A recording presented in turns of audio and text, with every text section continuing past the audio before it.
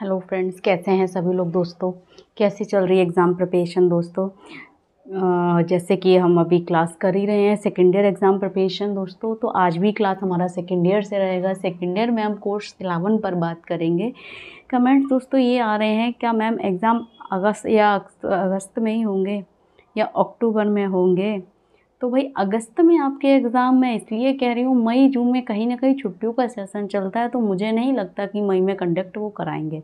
मई तो स्टार्ट हो गया, क्योंकि अभी मैसेज आया था मैम मई में एग्ज़ाम हो रहे। मई में कैसे हो जाएंगे, मई में नहीं होंगे, अगस्त में ही आपके एग्ज़ाम होंगे, ठीक है ना। तो अगस्त में एग्ज़ाम के लिए बहुत अच्छे से हमारी प्रिपरेशन चल ही रही है लगातार। आज कोर्स 11 पर बात करेंगे। कोर्स 11 के कौन कौन से मोस्ट इम्पोर्टेंट क्वेश्चंस रहेंगे हमारे।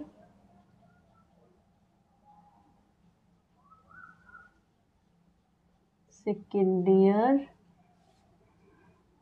ठीक है, सेकेंड ईयर में करेंगे हम most important topic and questions, ठीक है, फॉर एग्ज़ाम 2024, ठीक है।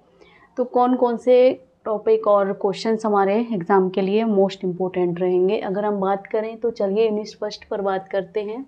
आपका क्वेश्चन, ये कोर्स आपका जो 11 है ना, बहुत अच्छा है, बहुत ही अच्छा, आपके जीवन से ऐसे जुड़ा हुआ है। अगर आप एक एक टॉपिक पढ़ेंगे ना, तो आप अपने जीवन को रियलाइज़ करेंगे।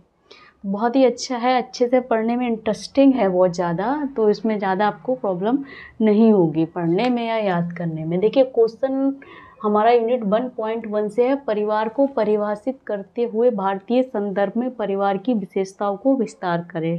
10 मार्क्स के लिए मोस्ट इम्पोर्टेंट रहेगा। करना कैसे है, परिवार क्या है, परिवार के अर्थ लिखेंगे आप, परिभाषा लिखेंगे, फिर परिवार की जो विशेषताएं हैं उन सभी विशेषताओं को आप एक्सप्लेन करेंगे एक एक, ठीक है। भारतीय संदर्भ में उन्होंने पूछा है, ठीक है। भारतीय संदर्भ में जो परिवार हैं, कितने प्रकार हैं परिवार के प्रकार लिखेंगे, फिर परिवार की विशेषताएं लिखेंगे, फिर परिवार की विशेषताओं को आप एक एक पॉइंट बनाकर एक एक विशेषताओं को एक्सप्लेन करेंगे। 1.3 आपका है, पारिवारिक सांस्कृतिक प्रथाओं का बच्चों के मानसिक एवं शारीरिक विकास पर क्या प्रभाव पड़ता है। यानी कि परिवार की जो संस्कृति है, उसकी जो प्रथाएं चल रही हैं, उन प्रथाओं से बच्चों के मानसिक और शारीरिक विकास पर क्या प्रभाव पड़ता है, ठीक है ना, इसके बारे में। तो ये प्रश्न आपको 5 नंबर में देखने को मिलेगा। 1.5 है आपका, 5 है कि 4 है, ये गलत हो गया है यहाँ पर, 4 5। 21वीं सदी के आधुनिक शिक्षार्थियों के माता पिता की क्या क्या चुनौतियां हैं, क्योंकि पेरेंट्स तो 21वीं सदी के हैं, और आज के ट्रेंड के बच्चों को पढ़ाई में क्या देख रहे हैं कि कौन कौन सी चुनौतियों का सामना करना पड़ता है। आज के पुराने माता पिताओं को आज के बच्चों के एजुकेशन को लेकर कौन कौन सी चुनौतियाँ उनके सामने आती हैं उनके बच्चों को लेकर, ठीक है ना। 5 नंबर में आपके लिए मोस्ट इम्पोर्टेंट रहेगा ये भी। 1.5 है, पालन पोषण और इसके प्रकार और बच्चे की शिक्षा पर इसका क्या प्रभाव है। बहुत ही अच्छा क्वेश्चन, अगर आप ये पढ़ेंगे ना, इसका आंसर, ये सारे टॉपिक आपको प्लेलिस्ट में मिल जाएंगे। कोर्स 11 देखेंगे ना आप, उसमें एक का एक इस तरीके से टॉपिक कराया गया है ना, कि आप अगर वीडियोस को ना भी देखेंगे, सुनेंगे भी ना, तब आपको ये समझ आ जाएगा कि क्वेश्चन क्या कह रहा है। बहुत अच्छे से कराए गए हैं सारे टॉपिक।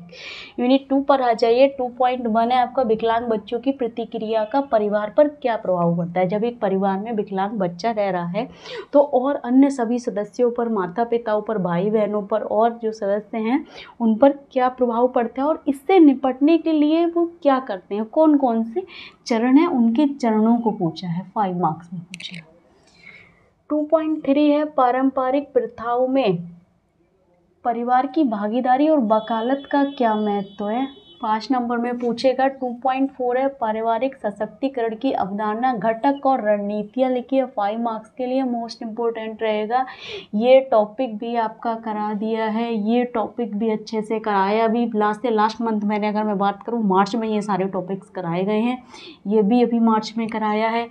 इंटरवेंशनल प्रथाओं के लिए साझेदारी की क्या भूमिका है, ये टॉपिक भी मैंने कराया है बहुत अच्छे से। पेपर 12 और पेपर 11 में आपको किसी प्रकार की किसी टॉपिक टॉपिक से कोई शिकायत नहीं मिलेगी कि मैम ये टॉपिक रह रहा था, ये टॉपिक एग्ज़ाम में आया और हमारे पास इसका सिलेबस या नोट्स नहीं था। ऐसा हो ही नहीं सकता, ठीक है ना। सारी क्लासेस अपलोड की गई हैं क्योंकि लास्ट ईयर को ध्यान में रखकर, ठीक। तो ये सारे आपको मिल जाएंगे, जैसा कि अभी बताया सारे टॉपिक्स कराए गए हैं। आप प्लेलिस्ट में जाइए, कोर्स 11 पर स्पेशल एजुकेशन आप सर्च कीजिए यूट्यूब पर, special education hub, special education hub search कीजिए, आपको मिल जाएगा सारा मटेरियल इस चैनल पर, आपका डीएड फर्स्ट ईयर और सेकेंड ईयर से रिलेटेड सारा। चलिए स्टार्ट करते हैं यूनिट 3.1 है माता पिता प्रथम शिक्षक और परिवार विद्यालय। और कह रहे हैं माता पिता प्रथम शिक्षक और परिवार क्या है, पहला विद्यालय है, इसकी बच्चे के जीवन में क्या भूमिका है। एक बच्चे के, इस तरीके से भी प्रश्न आ सकता है, एक बच्चे के शिक्षार्थी के जीवन में उनके माता पिता और विद्यालय की क्या भूमिका है, ठीक है, उसके बारे में आपको बताना है। टॉपिक हो रखा है, ठीक। 3.2 है IFSP और IEP के विकास और कार्यान्वयन में परिवार की क्या भूमिका है। 10 मार्क्स में पूछ सकता है, क्योंकि इसमें आपको IFSP भी पूरा बताना होगा, IEP भी पूरा बताना होगा, फिर विकास, इसके विकास के कार्यान्वयन परिवार की क्या भूमिका है, फिर आप एक परिवार की भूमिका बताएंगे, ठीक है। 4-5 हेडिंग आपके अच्छे से हो जाएंगे, 10 मार्क्स पे पूछा जा सकता है। 3.3 आपका छोटे बच्चों में मूलभूत साक्षरता विकसित करने के परिवार की क्या भूमिका है। बहुत ही इंटरेस्टिंग टॉपिक है, ये भी 5 मार्क्स में आपका पूछा जा सकता है। 3.4 है समावेशी शिक्षा की सुविधाओं में परिवार की क्या भूमिका है। क्या टॉपिक है, समावेशी शिक्षा की सुविधा में परिवार की क्या भूमिका है। बहुत ही अहम और महत्वपूर्ण भूमिका है, 5 मार्क्स के लिए तैयार रहें। इसमें सारे टॉपिक, सारे यूनिट इतनी मतलब ऐसे है कि कहीं से कुछ भी आ सकता है, हम छोड़ नहीं सकते। यूनिट 4 पर आ जाइए। 4.1 समुदाय की अवधारणा और प्रकार लिखिए। अच्छा, समुदाय से संबंधित जितने भी टॉपिक हैं आपको ये कोर्स 11 में भी मिलेंगे और वीडियो जो है आपको पेपर 10 में भी मिलेंगी कम्युनिटी से रिलेटेड, ठीक है। बता दिए, आप कंफ्यूज ना हो।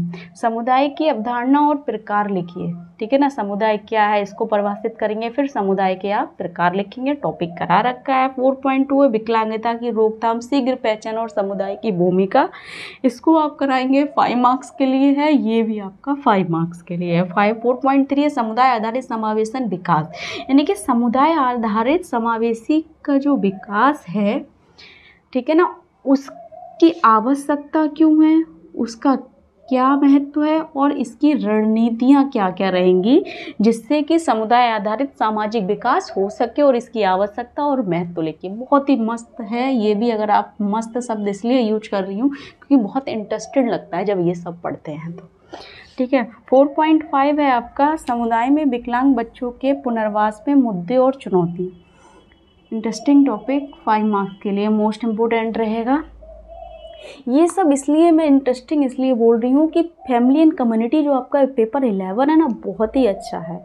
मतलब हर चीज़ हम अपने जीवन से, अपने परिवार से, अपने माता पिता से, अपने एक्सपीरियंस्ड से सारा बेस्ड है कि हम अपने आप को अगर देखेंगे ना, छोटे से सीखते थे या सिखाते थे, अपने बच्चों से लेके, अपने माता पिता से लेकर सब कुछ, सारा अनुभव हमारा लगता है कि इस पेपर में निचोड़ में डाल दिया गया है। बहुत ही अच्छा है, सारे टॉपिक्स करा दिए गए इस पेपर के, सब कुछ हो रखा है। चलिए स्टार्ट करते हैं 5 पर।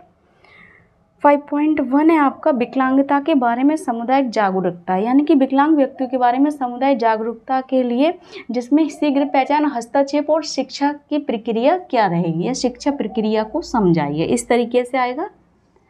10 मार्क्स के लिए इम्पोर्टेंट है। 5.2 देखिए घर आधारित शिक्षा और आपदाओं के समय में, यानी कि घर आधारित शिक्षा और आपदाओं के समय में सामुदायिक सहायता की प्रक्रिया समझाइए। बहुत ही अच्छा टॉपिक है, करा रखा है। 5.3 है विकलांग बच्चों की शिक्षा के लिए आंगनबाड़ी और अन्य सरकारी एजेंसियों के साथ सहयोग। 10 मार्क्स के लिए मोस्ट इम्पोर्टेंट है आपका। 5.4 विशेष और समावेशी शिक्षा में एक हितधारक के रूप में समुदाय की क्या भूमिका है। वेरी नाइस, 5 मार्क्स के लिए इम्पोर्टेंट है। 5.5 समुदाय में विकलांग बच्चों और उनके परिवारों की सुरक्षा करना क्यों महत्वपूर्ण है, या इसका क्या महत्व है, इस तरीके से आएगा 5 मार्क्स में।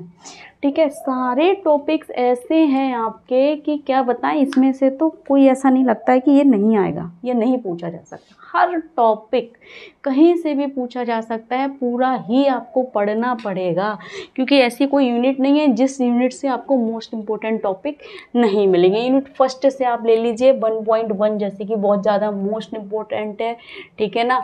1.4 मोस्ट इम्पोर्टेंट है आपका, ठीक है। 1.5 भी मोस्ट इम्पोर्टेंट है। 1.5 हो सकता है आपको 10 मार्क्स में पूछे, पालन पोषण के बारे में बताना है, उसके प्रकार के बारे में, फिर शिक्षा पर इसका क्या प्रभाव है। 10 मार्क्स में भी पूछ सकता है, 5 में भी आ सकता है, 10 में भी पूछ सकता है, ठीक है, कहीं से भी वो पूछ सकता है। यूनिट 2 की बात करें तो 5 नंबर के लिए सारे टॉपिक मोस्ट इम्पोर्टेंट है ना। प्रतिक्रिया का परिवार पर क्या प्रभाव, इसके निपटने चरण आपको बताने होंगे, ठीक है।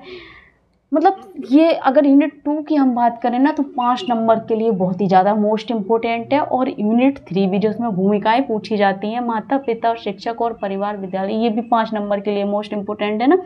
IFSP ये 10 मार्क्स में पूछा जाएगा, क्योंकि इसमें पूरा IF individual family support programming पूछ लिया, इंडिविजुअल एजुकेशन प्रोग्राम सब पूछा है इसमें, इसके बारे में आपको बताना होगा। तो वैसे 5 नंबर में किसी एक को पूछा जा सकता है, इन्होंने दोनों पूछ लिया ना, तो 10 नंबर में आएगा, ठीक है। छोटे बच्चों में मूलभूत साक्षरता के बारे में पूछा है इन्होंने, विकसित करने में परिवार की क्या भूमिका है, तो ये भी आपका 5 नंबर। यूनिट 2 और यूनिट 3 आपके 5 मार्क्स के लिए मोस्ट इम्पोर्टेंट है, ठीक है। अगर यूनिट 4 की बात करें, कम्युनिटी से रिलेटेड आपको जो टॉपिक बहुत ही ज़्यादा मोस्ट इम्पोर्टेंट है, तो एक तो ये हो गया आपका 4.3 और 4.5, very very most important. Unit 5 में अगर हम बात करें तो हमारा ये आ जाएगा,